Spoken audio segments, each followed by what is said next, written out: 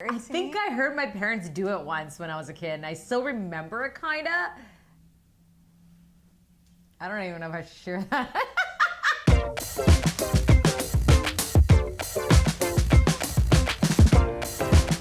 Hey everyone, and welcome to Spill the Chai. I'm Aliya Jasmine. I'm Sangita Patel, and we're gonna be talking about something that I don't think I've ever seen my parents really do, but PDA. Yep. It's a discussion, especially in the Asian community. I think every Asian community, it's a discussion.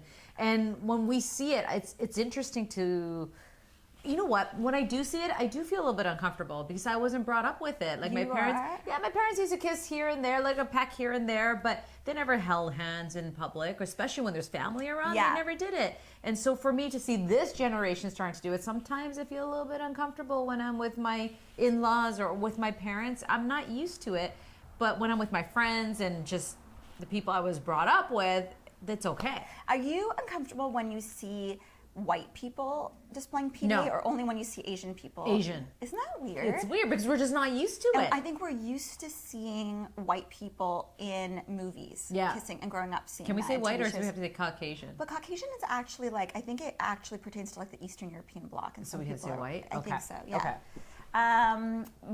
Yeah, I don't know. See, I'm okay with PDA as long as it's tasteful. I don't Right. care about like who it is. I just don't like it when it's like deep throat, like, you know, when like one person's half their face is missing. Like, I think that's so gross. I don't care who you are or how old you are. Right. But if it's just like hand holding or kissing, I don't mind that at all. Oh no, I think it's beautiful actually, to Yeah. be honest. Especially when you see older couples doing that, you're like, oh my God, you're so in love, especially in their 70s and 80s. And there is a way of doing PDA. But when I'm with my parents or I'm with Sam's parents, Sam and I are probably he's sitting over there and I'm sitting over here. There isn't that affection that we usually have. Oh, really? But when we're with our kids, we're holding hands all the time, kissing all the time. Right. So my kids are used to it. I think it really does go down to the generation gap where my parents didn't. How about you? No, I hate being so hypocritical because I think that you should be able to show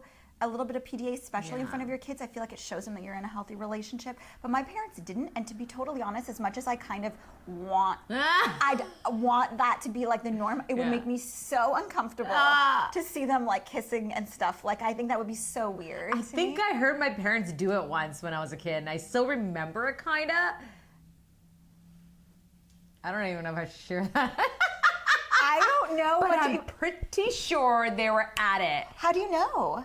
Because I was a little kid and they locked the door and I can walk into the room all the time and I heard sounds, and now that I'm older, I know those sounds now. Oh no. So thinking back, But wait, like, can I just ask you one thing without bringing back like a ton Yeah, of memories? I need was it sounds that one of your parents was making, or was it the sounds of the bed? Like, was it human sounds, or was it like I think it was a combination of both. furniture sounds? I think so, yeah. Yeah. But even like my parents and I used to watch Young and the Restless, or we'd watch a movie, and if there's any kissing scenes or any sex scenes, we would have to forward it. Same. Yeah. Okay, so same thing. Same. So you wouldn't watch it in front of your parents? Never. Isn't that interesting? Yeah, and it was so awkward. Like, I remember, like, if we were watching a movie at night and it was like something would happen, like somebody would find an excuse to go to the kitchen. Yeah. Or, like if they're kissing or something. Like, it was just not. So why is that? Why is I don't know. PDA such a taboo topic with Asian families? And it's interesting you say that, why it's a taboo, because when you go back to India, there in certain places in India, you're not allowed to show PDA in public. Well, you're not allowed to show PDA because there's imprisonment. There's a potential of getting charged. Yeah. That's Even in unbelievable. Korea, they don't do that. They put similar clothing on to show their affection. So this is really cute. I don't know how many of you know this, but in parts of Korea, one way that they will show PDA in a way that's respectful and legal is that they'll match clothes. That's And cute. I feel like I love matching clothes with my significant other. I wouldn't do that. You don't? My husband's 6'3", I'm 5'2". No, but like, would you both wear a leather jacket the same day, or like both wear like Yeah, that happens often. like plaid? You know, you both go out, you wear plaid shirts or whatever. I guess so. Yeah, we do that. I think just that's by so mistake, cute. though. You do. Yeah. See, like whenever Mike and I do it, which is usually by mistake, he always changes. And I don't like that. I love when we You match. love it. Yeah. Which is so funny. And don't like unsubscribe because we're saying it. I realize how gross this is. I actually hated being matchy-matchy and I hated PDA. But then something happened when I met Mike and now I love it. So do you hold hands and kiss him in front of your parents and your family? Hold hands. But Yes. not kiss. Not kiss. That's just not on the table. Does he peck you on the head, or does he on your forehead, or does he any of that? But he also doesn't do that in front of his family. Oh, I think his family is interesting. very conservative too. Okay. Yeah, but one of the things we started getting comfortable is if we're sitting next to each other, he will put his arm around me. Okay, yeah. And it seems to be okay with his family. I don't know if we've done that in front of my family. No, so if I'm sick, Sam's like, he takes care of me, and my mom's okay with that. So I Yeah. think we're slowly adjusting.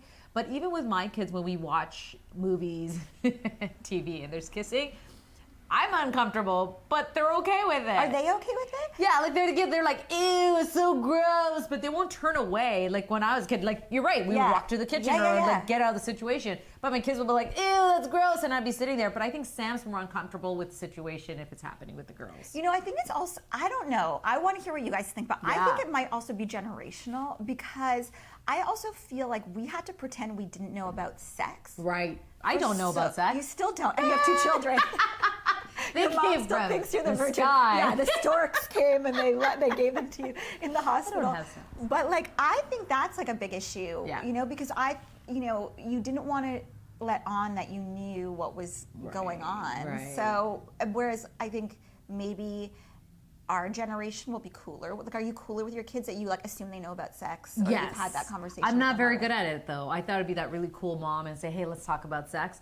No, it's not happening. I'm very uncomfortable with it. Yeah. I think because they're 2 girls and what we went through Yeah. and kind of it's like, oh shit, they're Yeah. going through the same thing. They're And going you to have be. beautiful girls. Like, Oh, I was you're so so sweet. protective of them. But Yeah, and like, it's- like one of them just turned 10 and she looks like I she's 16. know, little monkey. I She know. just turned 10, and But they're it's- beautiful, so you must be like yeah. overly protective. Yeah, but I thought it could be have that open conversation, and it's very difficult for me to talk to them about. So my little one asked the question, how are babies born? So I showed her a scientific video showing the sperm and the egg. engineering. Yeah, it's the engineering. And I showed her the embryo, and I showed the process of the 9 months of the egg growing. But then the question came, how does the sperm get to the egg? And I have not answered that question yet. Oh, you haven't? No.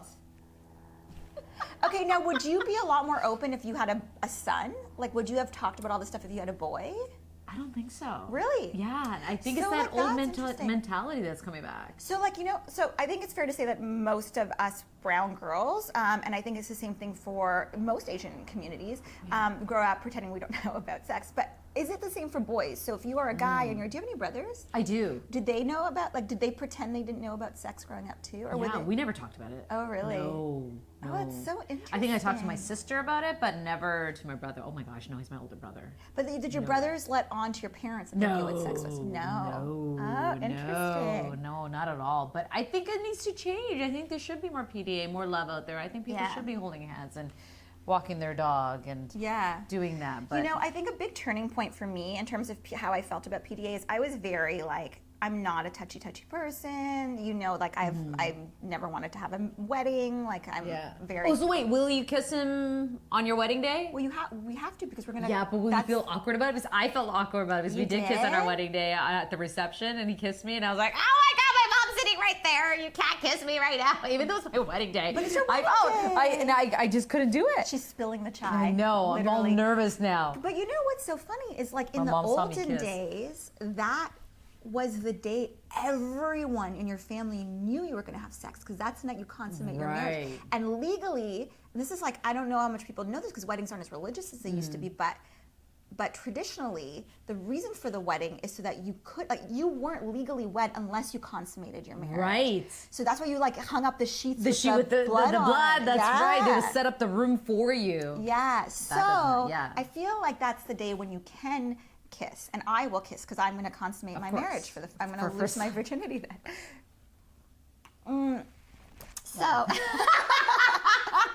That's exactly how it happened. but I was going to say something, and now I can't remember what I was going to say. PDA. Oh yeah, I was never okay with PDA, and I think a turning point for me was I hosted this talk show called One Girl 5 Gays. At the time, show. Gay marriage was still not legal here in the States. And in a lot of the world, it still isn't. But I remember some of the guys on the show just saying, you know, I want to be able to hold hands with the person I love and feel safe walking around in small town Canada. I want to be able to hold hands with the person I love. And he's like, I remember them saying, like, they, one of the guys on the show, and sorry, I might sneeze. I'm allergic to my dog. We're in my house right now in She's Los allergic to Angeles, your dog. and I'm actually allergic to my dog. He's right underneath the camera, so I apologize. But I understand why you have him. So cute. So back to the serious matter. So a lot of people in the LGBTQ community, what they've told me is when they would travel to different places, you know, they wanted to be able to hold hands or to kiss the person that they're with, and they actually found that, you know how you hear a lot of like ignorant straight people say, like, I don't care if you're gay, but I just don't want to see it. I don't want it in my face. But how do you think that the LGBTQ community feels when they see it all the time and they see like... That's fascinating because there's another angle to this. Because when you go to India, I don't know when's the last time you've been to India, but the men... I've never been. Oh, you've never been. You need to go. It's so different now. But when I went, men were holding hands with men. They're very affectionate. The men would have their hands in their pockets in the back. And it was very common. It took me a while to get used to it, that this is how they show their friendship. Italian men are kind of more touchy-touchy. Like are they too? So maybe it's a cultural thing, Yeah. but that's how they show their PDA, friendship PDA, rather than a relationship PDA. And you saw it all the time as they're walking down the street where they're sitting on the bench, men on men kind of action going on, but that's just the way they show their PDA. So that's interesting to see that that's okay, but with your partner, your actual relationship partner, it's you can't do that. not okay. Yeah, and I think that's interesting. And I know for me, like in the course of that show, you know, as we saw things happen like gay marriage in Canada legalized and the States legalized, and I think, you know, it was just so nice to see love celebrated. And in a weird way, it made me soft, even in my super like heteronormative relationship.